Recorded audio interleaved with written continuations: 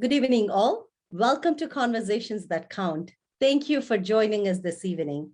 I am Shrili Kapale, Fairfax GOP Vice Chair of Strategy and Engagement.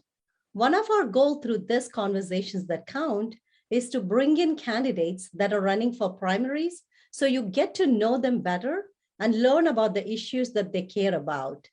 As Republican Party congressional primaries are coming up this month, our focus on Conversations That Count will be in getting to know our candidates that are running in several congressional districts. One such good candidate that we have is Councilwoman Theresa Ellis. Theresa grew up with humble beginnings, working with her family in the auto repair shop. She paid her way through college, graduating with a business communication degree from George Mason University, and worked with top financial institutions, and later built and operated successful small businesses in Virginia's 10th Congressional District.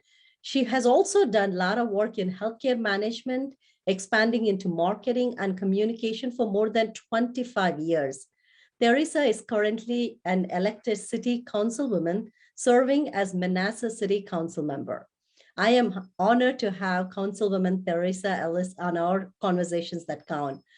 Theresa, welcome. Glad you took the time out of your busy campaign schedule to spend some time with me and our viewers. Thank you, Sheree. It's great to be here. It's great to see you again. We're, as fellow Republican women, we have run around in a few circles together.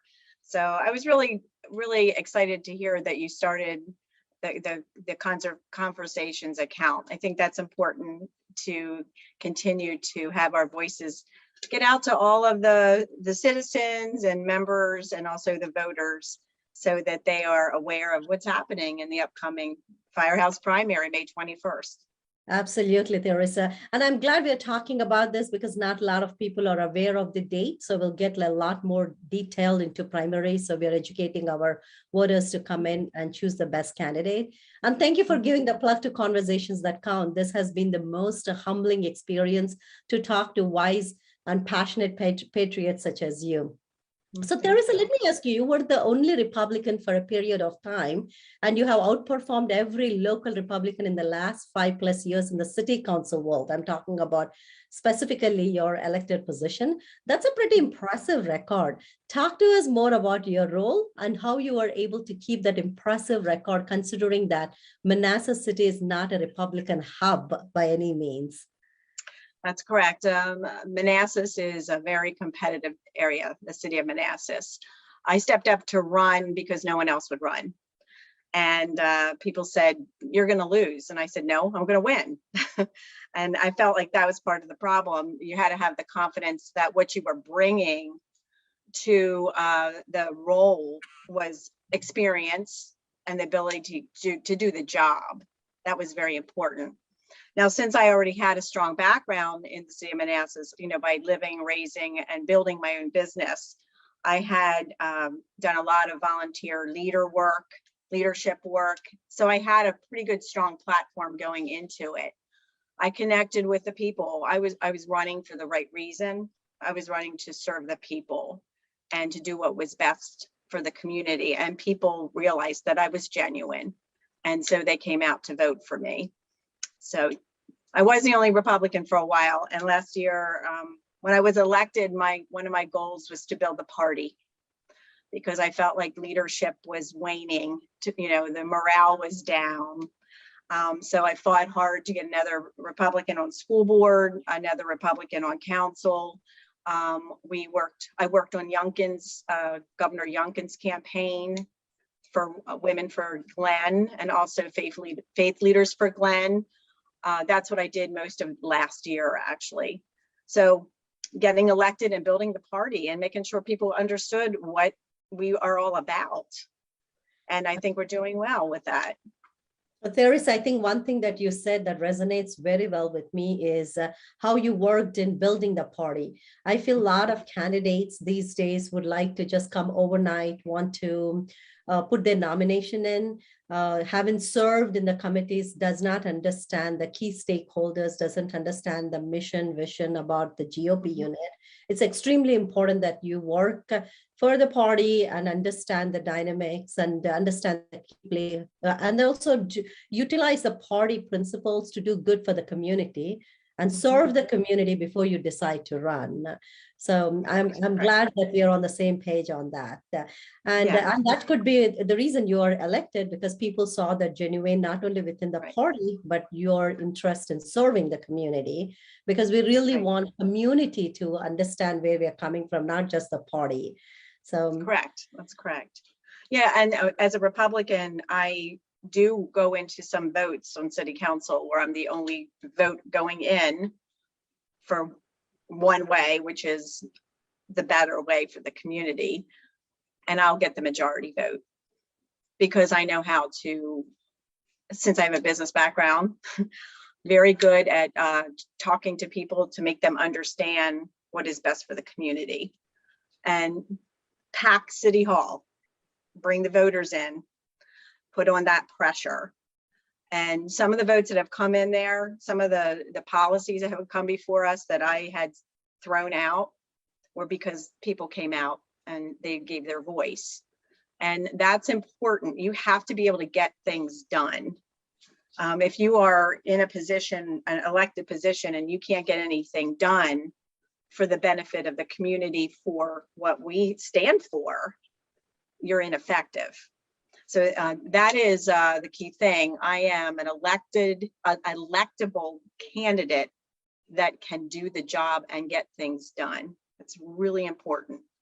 A lot of people can run, and let me just be clear, we have a lot of great candidates running. I'm going to give them the credit that they deserve. Remember, I ran when no one else would run. So to see candidates stepping up is good. It's a good thing. That means the party is getting stronger. We're bringing more voters back to bring them back to the party to actually participate in the process. And you know, that's good. We've done a lot of work to get there. I know you have too. I know that you have done a lot behind the scenes to build this party, and you stayed in the game, and that's critical. Absolutely, Theresa. I think having multiple candidates, I know people criticize saying that why do we need so many candidates, but that only brings in additional coverage for the party. Yes, that's right. It only brings in additional votes. So, and it's a healthy competition. I mean, everyone is capable of, so why not? That's right. So Theresa, you touched a little bit on your small business and entrepreneur and how you were able to get the stuff done. I know you were a liaison in economic development plans on land use and the airport commission. You were also a member of Prince William Chamber of Commerce. Talk to us about your role as a liaison. What exactly do you do? Is that as part of elected members, or is that something that you did because you were an entrepreneur? Well, before I was elected, I was in the Chamber of Commerce, and I also was on the Manassas Airport Commission. I was the only woman, and I had been the only woman for some time. When I went onto the commission, everyone's looking at me like, "Ooh, wow, a woman," And I have 2 children in the Air Force, so I've always been very interested in aviation and their careers. So it was something that I knew the language, I understood the industry just from a little bit that I've learned through them. And the airport was like a stone throw away from my house. It was pretty close. So I was on there for a few years, and then I ran, and now I'm the council liaison for the airport. So I report back to council everything that's happened, and the airport's done quite well. We are now the busiest general aviation airport in the state. We have huge, like Chantilly Air just came in, huge FBO, as well as Aurora Flight Sciences. Boeing is in there.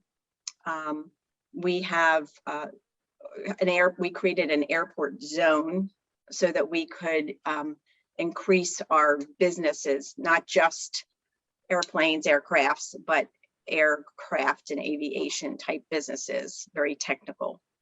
So it's done quite well. Now, in economic development, that's a council That's a council appointment. We all are working now as a council of the whole in many of these, but for 3 years I was on economic development just as a council liaison. And during the pandemic, I did a lot of work for businesses. So I was a liaison, and as the businesses were falling apart, I literally was going above and beyond my duties and helping them set up outdoor places to be able to do their business, putting grant applications in their hands for the CARES Act money. And I focused a lot on our Hispanic community because we are a majority minority right now, and they were really struggling. They weren't sure what was happening. There was a slight language barrier. So I went knocked on businesses' doors. I didn't know if they were open or not. I'm like, here's the grant application. Like who can manage this for you?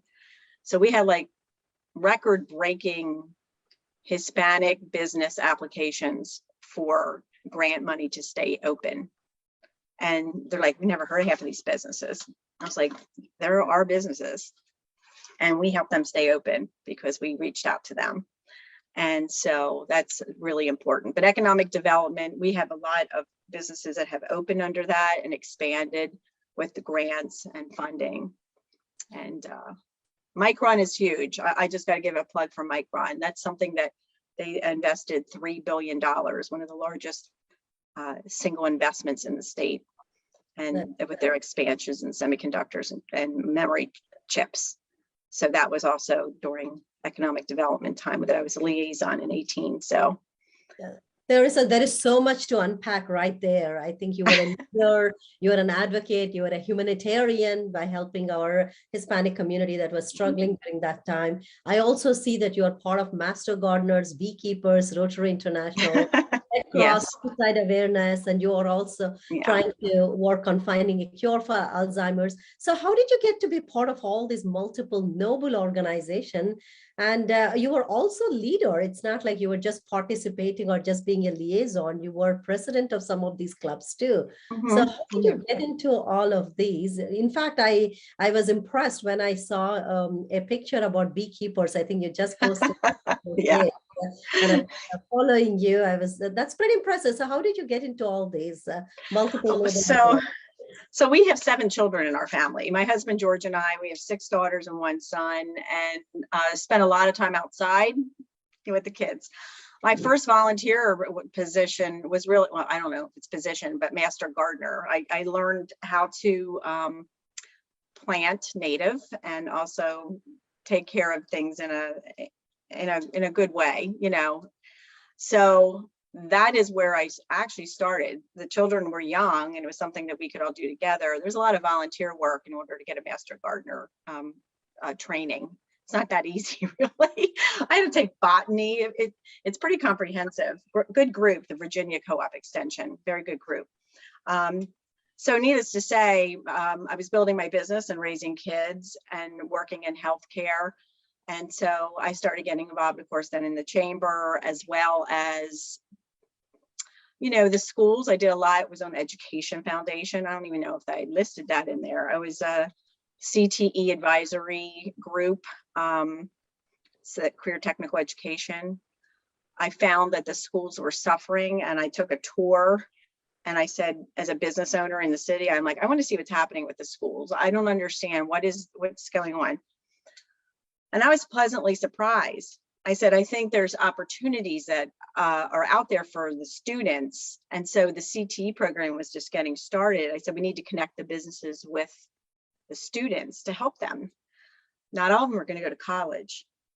They're looking at trades. They're looking at opportunities, externships, internships, apprenticeships.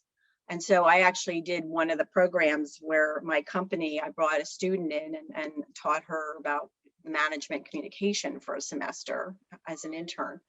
And so I had a lot of experience there. Going from that, then I joined Rotary Club because they were all businesses. I ended up becoming the area governor for Prince William County and Manassas City. And we did amazing fundraising and events like Flags for Heroes. I started that in Northern Virginia, where we put 100 to 200 flags in the cities to honor our heroes, military, any heroes.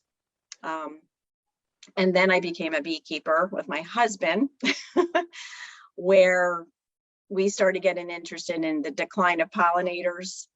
And I said, you know, some simple behavior change can really make a difference. And as you probably know, pollinators are key to our growing food source. Absolutely. So I started the designation when I got elected for the city of Manassas to be a Bee City USA, which is a national designation like a Tree City USA. And we were the first city in Northern Virginia.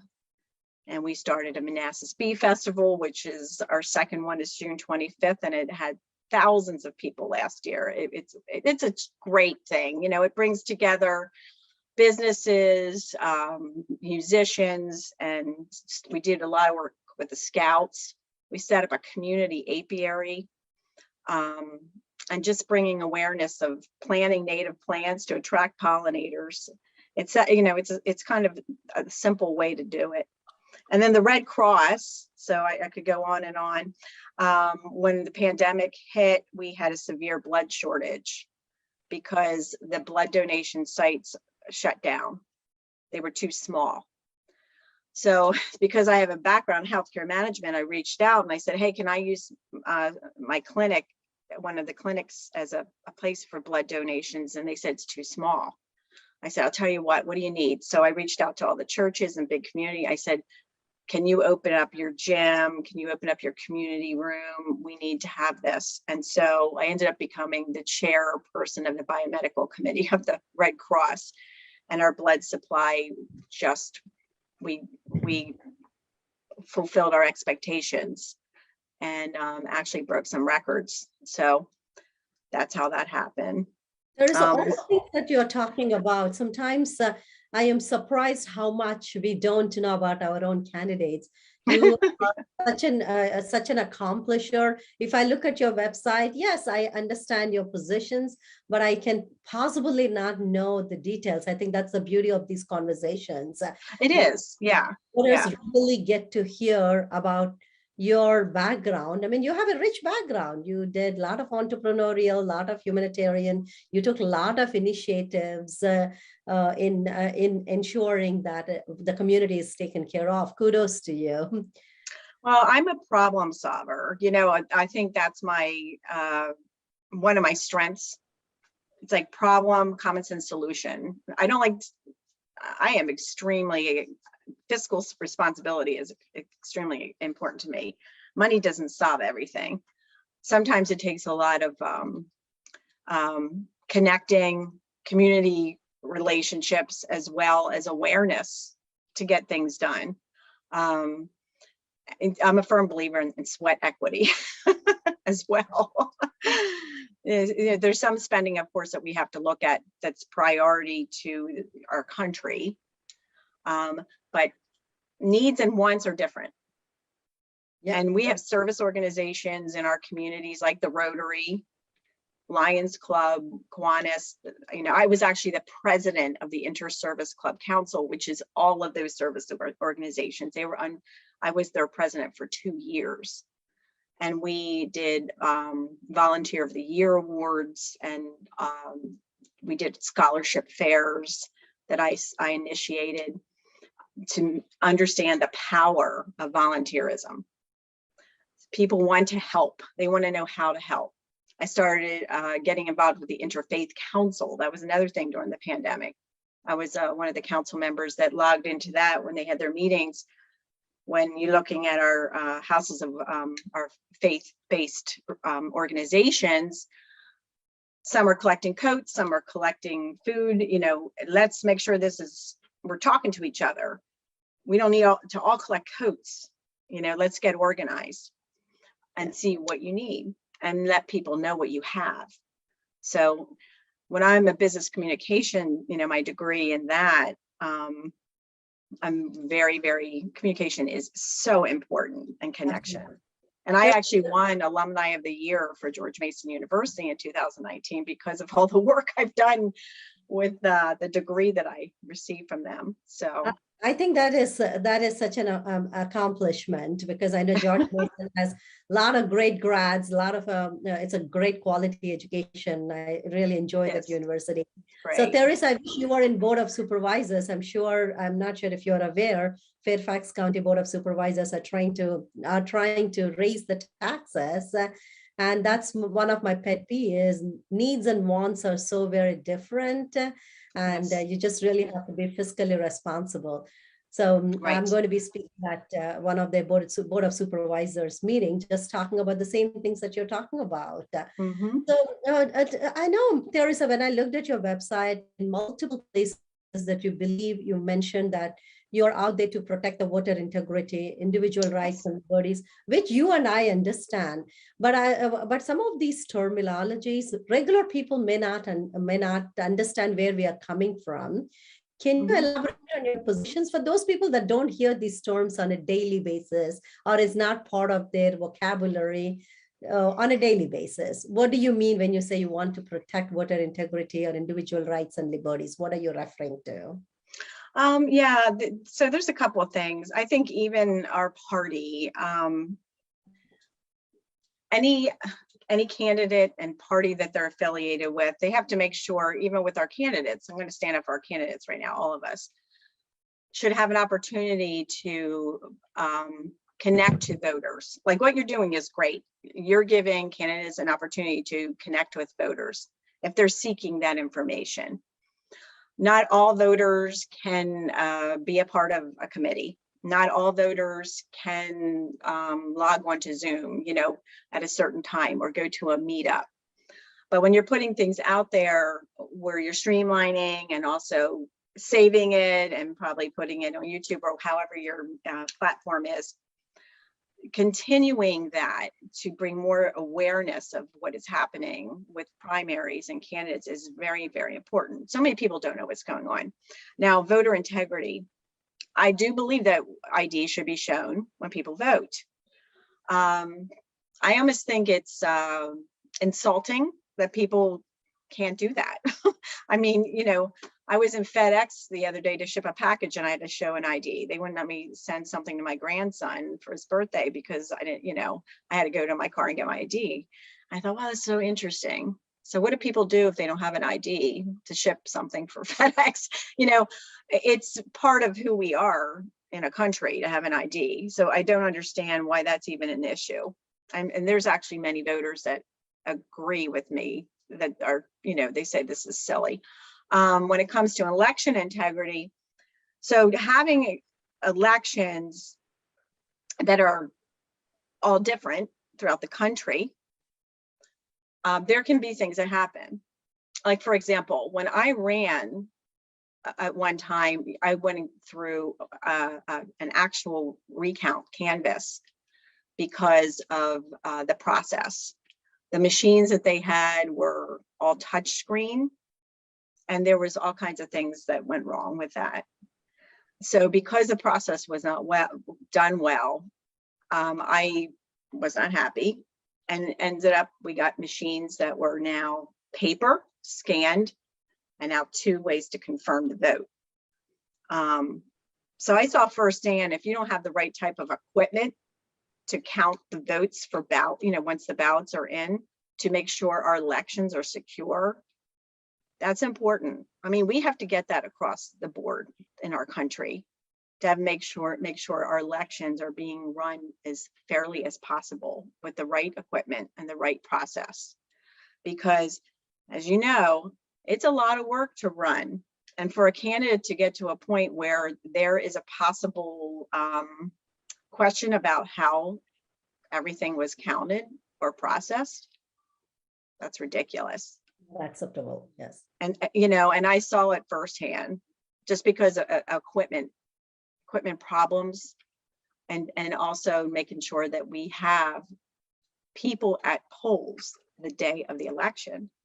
Now, for Governor Youngkin, his race, we pulled out people. We had the power of the people there. We had poll watchers, we had people standing out there giving out information. That is holding the precincts accountable. And as you can see, we had a victory. And that's what it takes. That's one example. No, I think that's a great example for our viewers to understand where you're coming from. I mean, I think you said something about not showing ID or showing ID.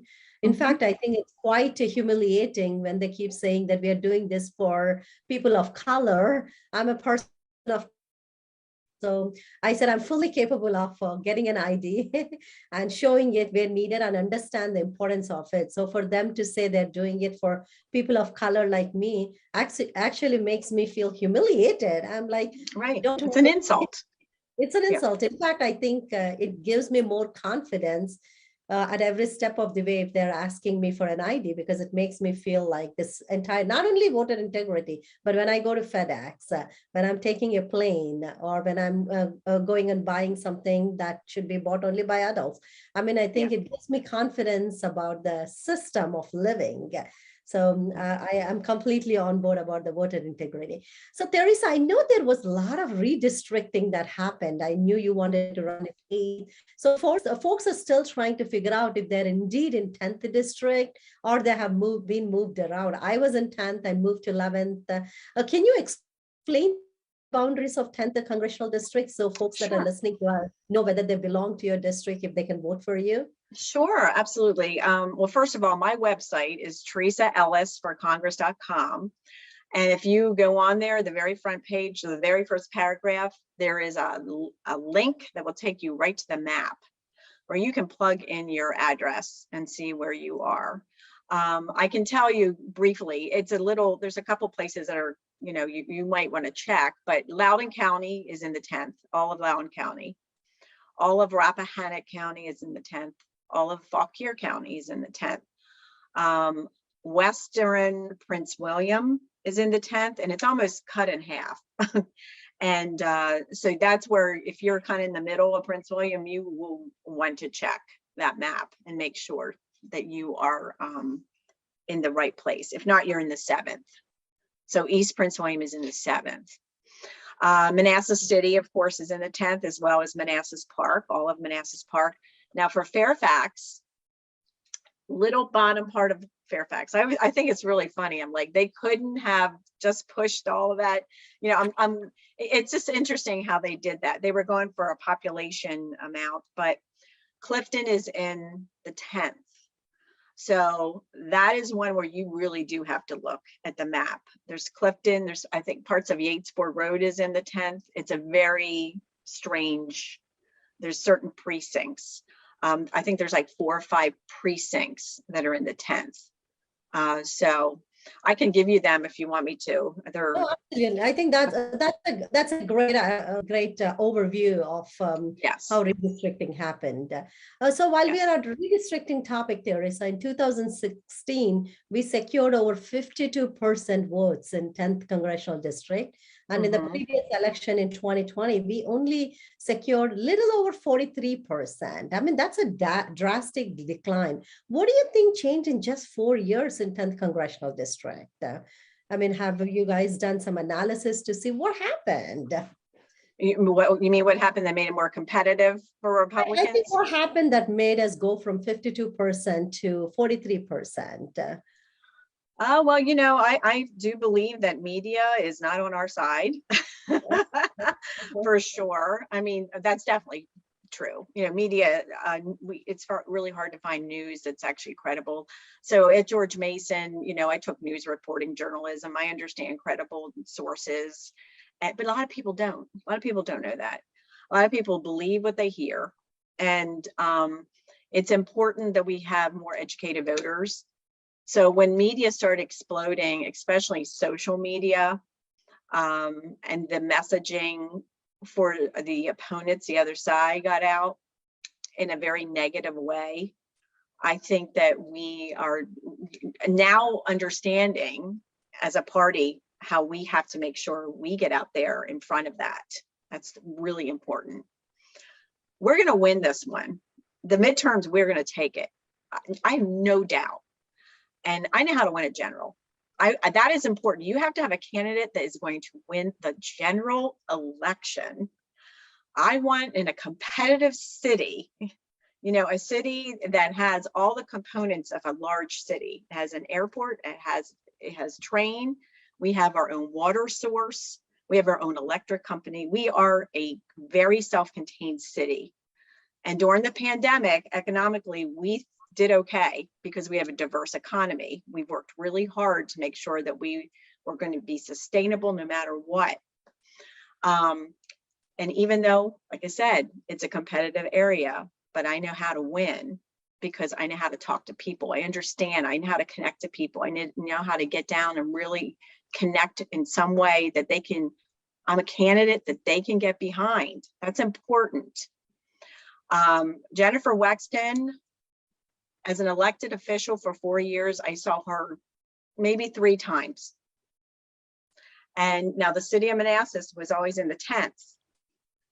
And so I don't know if she was spending all her time in a different area, but from what I can tell, she kind of voted with Nancy Pelosi every time.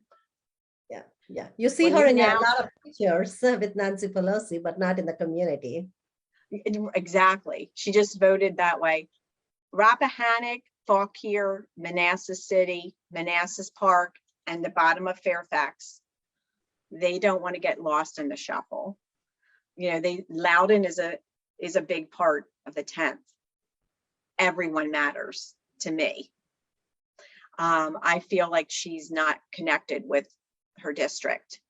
And a lot of that, actually, I know that. This is another good example. We had the CARES Act money. Mm-hmm. And I bring this experience too with policy.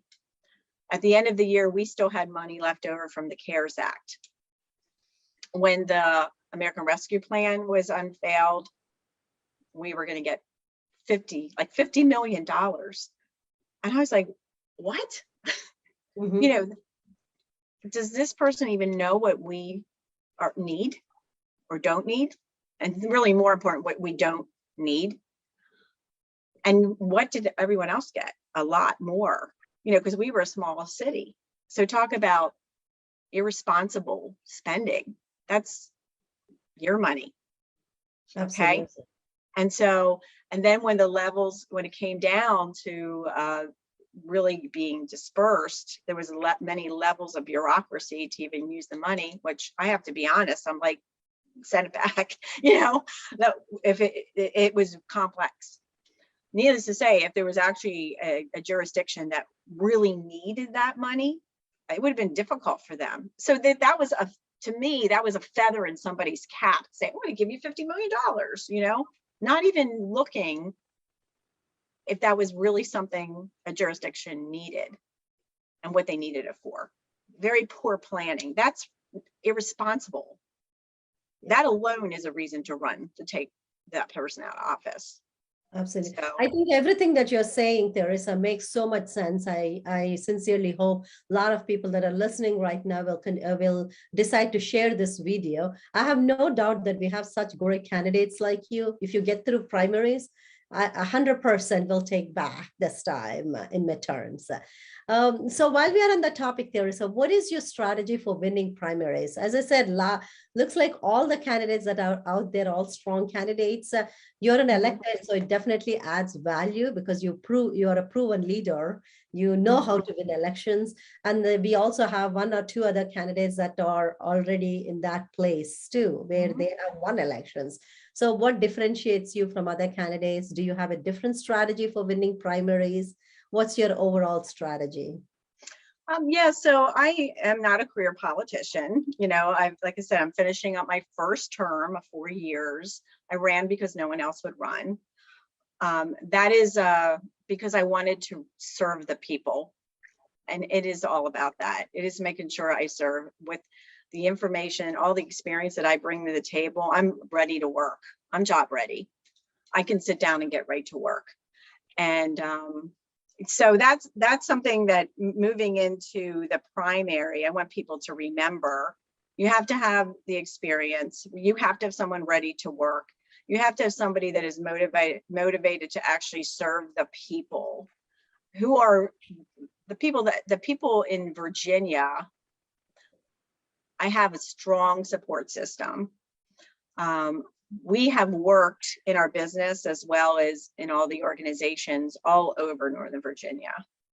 So we have, strong contacts to, and that's just with people. That's what's important. When it comes to like endorsements, I have always shied away from them. I'm going to be honest. It's like, I'm not running to be backed by somebody else's agenda. I'm running for the people of Virginia. And that, I have endorsements from doctors, business people, teachers, students, law enforcement. That's who I want behind me. And I've always went like that in my past elections. And I found that was a stronger way to go forward, to be honest. So, and I'm one of the few elected. So that's moving forward, with strategy. It's just showing people who I am. I'm doing a dining tour. So this has been going on since, I think, November. I'm just going around to all different areas in the 10th and inviting people to come in. At first, I started with dessert. Come in, desserts on me. And then we did the appetizers. And we're having another meetup. And people, will help co-sponsor it for me. People in the community. And we're having one in Warrenton on 12th. It's called Mead and Greet. Oh. Because they also are interested in the beekeepers. So we're going to have mead there, which is like a honey wine for people that like that. And also some local honey. And we, that's on my website. You can come in. We're also going to be out to Rappahannock. I'm going to be up at Loudon. We're just continuing to tour. It's like, come in and talk. I want to hear what you have to say, and I want you to learn about what I can do for you. Theresa, that's very, very interesting. I think meet and greets are the best way to know people. And I think you have a point when you talk about endorsements. At the end of the day, having endorsement from national figures, it's helpful to get the name out. But at the end of the day, I would love to have endorsement from my own family because they trust me. They are the support system. I want to have from my coworkers, from the business affiliations that I'm associated because they really know who I am and they can vouch for my leadership skills. So I think that's a very innovative way to think about it. And I'm sure voters will see through that clearly. And I think they'll understand where exactly you're coming from. Well, and I think the voters are looking for a fresh perspective. I really do. I think they're looking for people that can get things done, who they can believe in, who are going to work hard for them, work hard for them. That's the key right there. And so, and I'm so energized by it. I love meeting people. I love hearing about their stories and how I can help them. One other thing that I started before we move on, I started a program called Shadow for a Day. It's in its 5th year. So remember I was talking about, I was in the Education Foundation, CTE, and I could see there was a disconnect with students trying to get jobs or have mentorships. So the CTE program was really having a tough time getting started. So I started my own program and it was called Shadow for a Day. And it brought professionals that want to work with students, from plumbers to politicians to doctors to nonprofits. It's a huge network. And they wanted to just connect with a group. And so students, this was before COVID, of course, students would come in and meet with a whole network of these various professions, and they would share cards. And many of them got jobs, or at least learned about the profession, letters of recommendation. They would go in and shadow them for a day. Some of them got jobs with them. After that, it was almost like a little interview process. So this is my 5th year, and I'm starting that. I just started interviewing. I'm now doing it all virtual. I just send videos. When COVID hit, I started interviewing professionals, and different types of careers. And that had had huge reach, thousands of people. So I thought, wow, this is great. This is benefiting students all over the country. And it's a great program that I would love to bring to Congress. You know, it's not just a leadership program, it is a connection, career connection program. It's really much more, it's a great thing. I think young people need that. That gives them a good segue to the real workforce. I think they kind of understand what a real work situation would look like. I think that's a great idea. Well, there's some students that might want to be a doctor, but they don't know, they don't have a relationship with a doctor where they can understand the path, or maybe their parents, they don't have that knowledge as well. So they can connect with one of my doctors who will show them the way. And sometimes to get into a medical school, you have to have, you have to have referrals, you have to have people giving recommendations. So this is a huge part of that. And so it's been very successful. So in our hospital, we do a lot of internship programs. And I think the things that the students learn just by observing us and being part of our meetings is monumental. And that's what tells them whether they're really passionate about it or they're just getting into the career just so they have a good education, but because that's not going to get them anywhere far ahead in their lives. Yeah, so, you have to be a part of my network. I sure would love to be. So Theresa, let me talk about 10th Congressional District. I like to do demographic deep dive. I'm just a very data-driven person. I know 10th Congressional District has 7% African Americans, about 12% Asians, and another 12% Hispanics. I'm sure you're, as part of your campaign process, you're deep diving. That's about 30% from minority communities. And at Fairfax GOP, I do what is called as community engagement strategy and community engagement to kind of invite minority community leaders, interfaith leaders, and just people from different diverse communities to kind of talk about their issues. This is a very innovative concept that we've done, but Democrats, as you know, have done this for years. Granted, they have done it with the wrong motivation to kind of capture their votes and kind of win the elections. And we are doing it with an intention of really getting to know people, getting to know the issues. So once we are elected, we can do better for those communities. So what are the strategies do you think you can impart once you win your primaries in order to reach out to these outreach communities? I am an immigrant myself, so I'm extremely passionate about ensuring that immigrants understand the Republican values, because the minute they understand the values that we offer, they will vote for us. I'm not worried about getting their votes. I just want them to understand where we are coming from. So what do you think would be your outreach strategy once you're one of those elected candidates out of primary?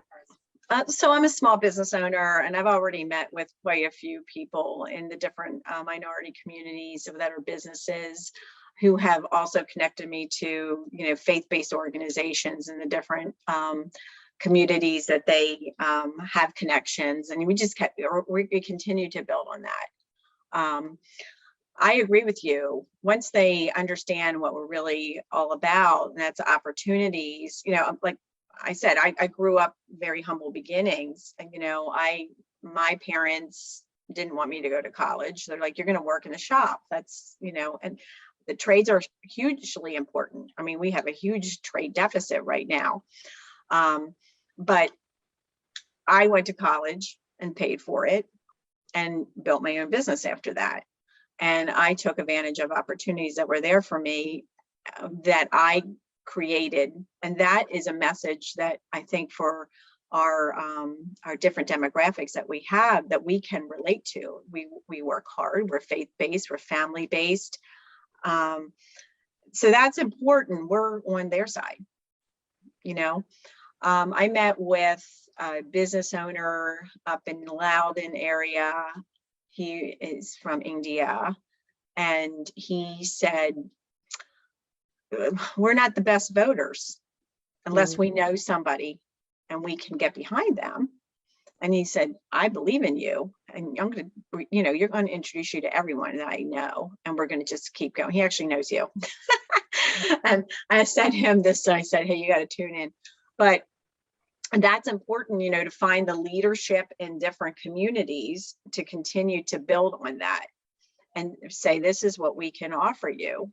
Opportunities. Education is huge for everyone in the district. It's extremely important to people that have come to this area so their children can have a better life through education. And that is how Glenn Youngkin won. He tapped into that and he won, and that worked out well.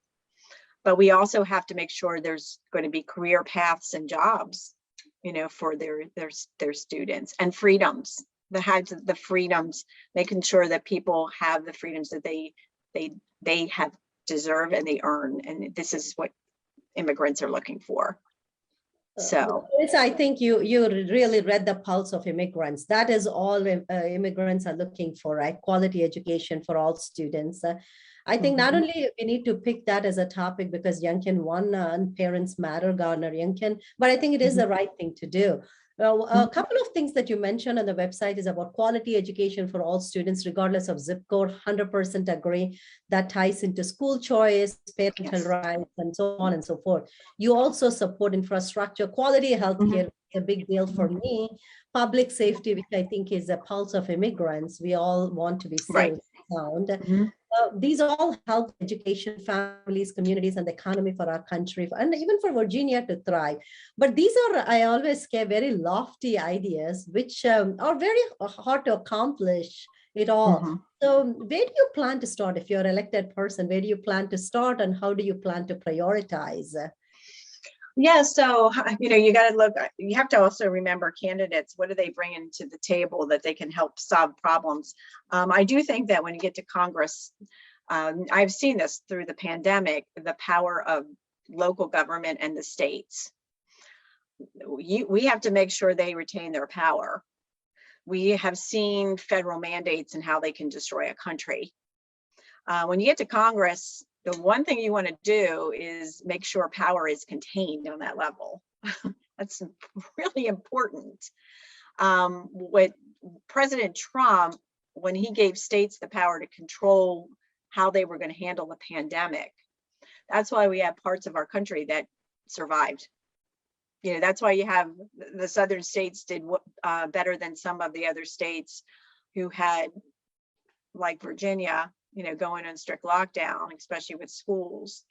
My grandsons live in Georgia because my son is in the Air Force in Georgia, and they only missed just a short period of time of school, very short. It was like a couple weeks or a couple months, and they went back to school. So they made the honor roll. They played all their sports there were some sports that they had to not do. But to me, I'm like, that just shows you how important it is to let states control what they know that the people that live there need.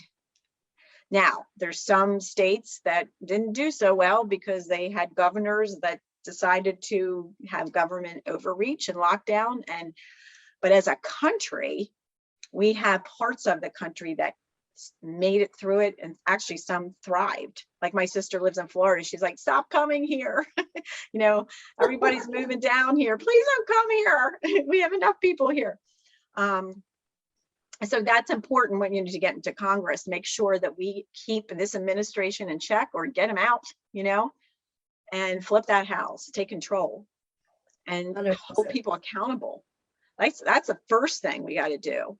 The next thing is, since I'm a business owner, I understand how important it is that we do not lose the small business population, and we continue to let entrepreneurs come and open their businesses and small businesses thrive.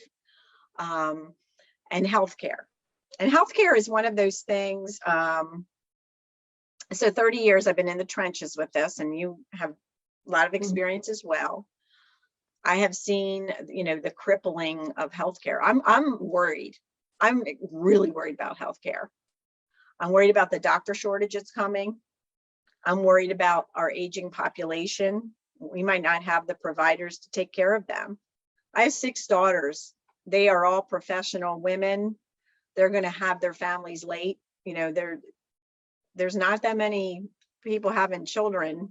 You know, they're trying to get careers ready and get through the pandemic. I mean, on a whole, the aging population is going to outgrow that younger population. So I see that. So how can we make sure our healthcare professionals are ready for that? And you know, Medicare, we have big problems with Medicare, possible going bankrupt, you know, where it's on the news now. So I can bring a different perspective to healthcare. I bring the business side of it. I've seen it. When I first got into healthcare, HMOs and PPOs were just now coming around. And I said, oh, this is a huge mistake. I feel like, you know, healthcare is they're going to have their entire livelihood controlled by insurances. And that's exactly what happened. And you know that, you're in it now. So we have to make sure that we have our healthcare professionals, we have to have the ability to take care of this aging population that's coming. So that's another thing. The military, I'm a military mom. My only son, my middle daughter, Air Force, sent him to war. I've seen it. You know, they were in it, but we had to take care of families that, you know, make sure they had what they needed. We have to be very careful how we send off our young men and women into battle, and be prepared for that. Make sure they're supported if that's the mission, and make sure we take care of our veterans, which many are not. And we have to take care of our military families. And this is the month of the military child, just to make a plug for that. And I'm actually, my grandsons are in the other room, so. Theresa, I am quite impressed. I mean, you have 7 kids, beautiful family, beautiful grandkids, a wonderful supporting husband, and you still want to get into politics. You know, it's sometimes can get to be a dirty game and a tough game, but you're up for challenge, so which is quite incredible, if you ask me. So, and you briefly mentioned about being a military mom as well. That kind of brings me to the thought that you fully understand the sacrifices of military veterans and their families, especially those who have made the ultimate sacrifice. We have a sizable veteran community in Northern Virginia, and quite a few of them live in 10th district as well. So if you are elected to be a representative of these veterans, I would love to know, what will you do to allow our veterans get better access to healthcare with such a rich healthcare experience? Not many candidates understand healthcare. Right. I live and breathe healthcare on a daily basis, so I understand what is unaffordable healthcare, what is Medicaid expansion, what does not having enough dollars in Medicare, what does PPO affect? So I understand, but not many candidates understand. So it's kind of refreshing to know that you actually do have that kind of healthcare background. So what do you think you will be able to do to allow our veterans to have better access to healthcare and other services that they need and also deserve? Right. They deserve to have what, you know, they have done the ultimate sacrifice no matter what. Many of them come out with disabilities, mental health issues. They might be offered mental health types of services, and they don't always take it because there could be some type of, oh, you know, I'm not going to do that because there's a perception that they shouldn't show that. Some military people don't want to go to base healthcare because it could be on their record. They prefer to go to private to make sure that they can get it taken care of without having scrutiny. That's getting a little more complicated, but they should have the freedom to get healthcare where they want to get healthcare. I guess that's where I'm getting at. And it should be a private matter. So they get it. My son's been in for 18 years. He'll get out. I think 2 more years. He's going to retire. He's going to put in 20. And he already said, you know, he's got some things going on because he was in special forces that will, you know, prevent him from doing types of jobs. But making sure the transition as well into the real world and being aware of what opportunities they have. That's another thing I would like to make sure is happening, so that they're not just floundering. Some vets become, you know, homeless because they're not sure what to do. You know, they're not giving that path like they should have been given. Some bases are better than others, but we have to make it across the board, and they have to know what benefits they have coming out as veterans. So military families, there's some enlisted military families on food stamps. You know, they line up to get food at the food closets, and many struggle, and they don't want to talk about that because they think they're just doing their duty to support their, their husband or wife. They don't want to make any waves. That shouldn't be that way. It shouldn't be difficult. That job is tough. They do get benefits that are good if they understand them. Yeah. So it's just bringing awareness. So I think they should be on a pedestal. I know what they go through. Theresa, I think you said one word that you only if they understand. I think education is very important. Mm-hmm. As military personnel, they have done whatever they can to protect us, and it's time that we protect them and we take care of them. So yes. I am totally for it. And I can't even imagine any community members disagreeing with you whatsoever. Theresa, I do want to let you know that you have several comments on Facebook that are also super positive. I've had a listener, Dave, saying that stay in the fight. Let's go, Theresa. And Nancy, one of our own person, saying that without election integrity, there is no freedom. It's very easy to get an ID. And your own campaign manager saying what a great leader you are. So sometimes I say that instead of having a big time endorsement, your own people that work with you and for you, somebody like Brett endorsing you and saying you're a great leader to work, tells a story about what a leadership you are. So Theresa, this has been a pleasure. I mean, I thought I know you very well. I've watched you. I met you once in one of the Christmas party a couple of years back. Yeah, I remember that. Yeah. And I thought I know you very well, but this was quite enlightening. I'm surprised that with a full-fledged family life that you have with 7 kids, how you were able to be part of it, so many committees, and actually lead it, not just go in as volunteer for a day or two, but actually lead. That tells that you're fully capable, like most women are, multitasking, leading.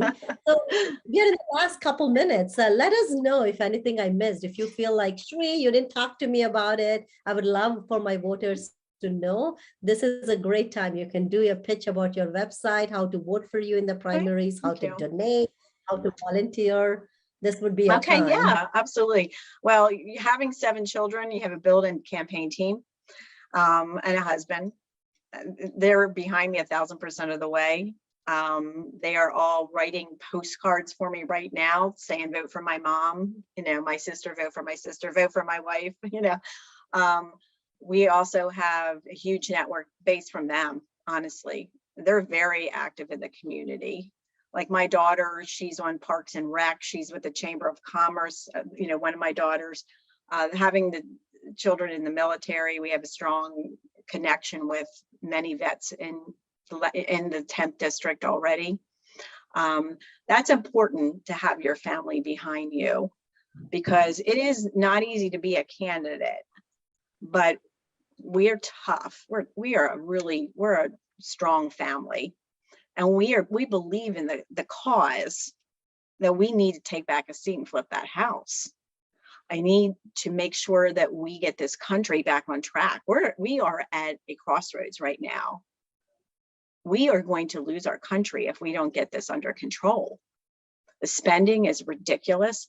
And that's something that crosses party lines. People do not want to pay the kind of money they're paying right now just for necessities of life. They also, you're seeing it now, interest rates are starting to go up. The future for our young population, they're scared. Are they ever going to be able to buy a house? Are my 6 daughters going to be able to have a family, and give them what they need with what's coming down the road with the cost of even education. So I'm doing it for the future of this country. And I am a tough person. I've been the only woman on many boards. I've led many boards as the only woman. And I know how to get things done. And that's critical for what we want to get done. So just to say, I am, of course, building volunteers all the time. You can go on my website. It's teresaellisforcongress.com. Everything's on there. There's a contact form. You can reach out. I need you to get out and vote for me. Number one choice. It's important. We have early voting day, May 12th at the Middleburg Barn only. It's a Thursday from 4 to 8 p.m. One day, one place.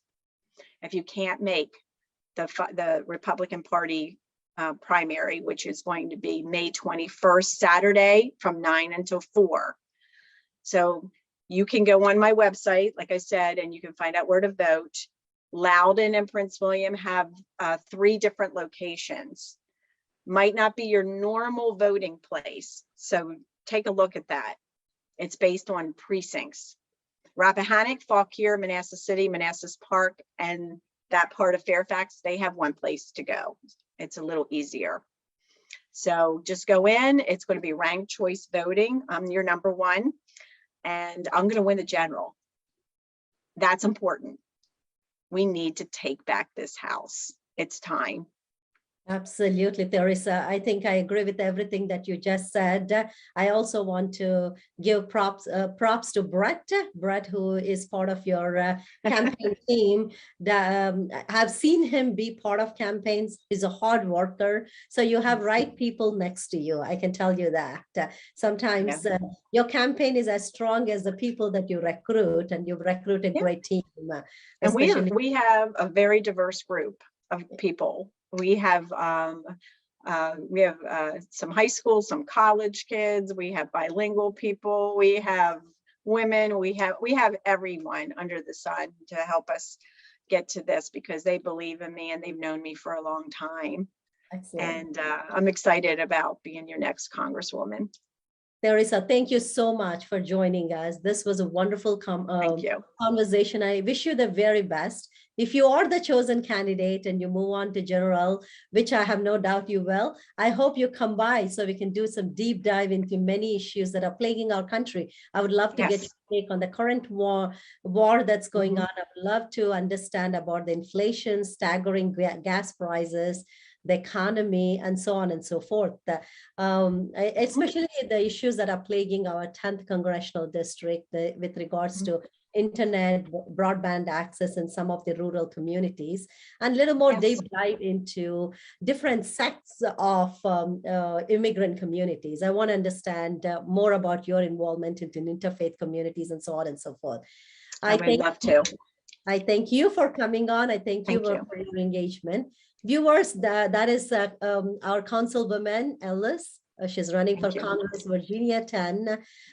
Please feel free to subscribe to Fairfax GOP Facebook page. Please share this video far and wide. We want the entire 10th Congressional District to hear Theresa's thoughts and her vision and strategy for not only just winning, but also for the entire Congressional District. Tomorrow at 6 p.m., we will have Joe Babb, who is running for 11th Congressional District. Hope you all will join in and listen to him speak about his vision and strategy. Have a wonderful, good evening. God bless Theresa. God bless her beautiful family and grandchildren. God bless you all. Thank you. Thank you. Thanks so much. Thank you.